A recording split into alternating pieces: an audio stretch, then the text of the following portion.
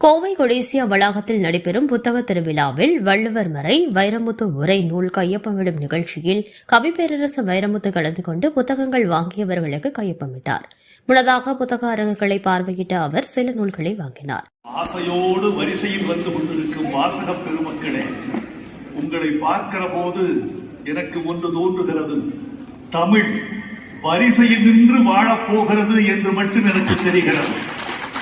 247 எழுத்துக்கள் கொண்ட தமிழ் மொழி ஒவ்வொரு எழுத்தாக வரிசை நின்றால் எப்படி இருக்கும் என்று கற்பனை செய்து பார்க்கிறேன். நீங்க 247 பேரும் தமிழ் வரிசையில் நிற்பது மாதிரி நிற்கிறீர்கள். புத்தகத்தில் கையெழுத்திடும் போது நான் தலை குனிந்து இருப்பேன், என் பேனா தலை குனிந்து இருக்கும், அப்போது தமிழ் தலை நிமிர்ந்து நிற்கும் என்றார்.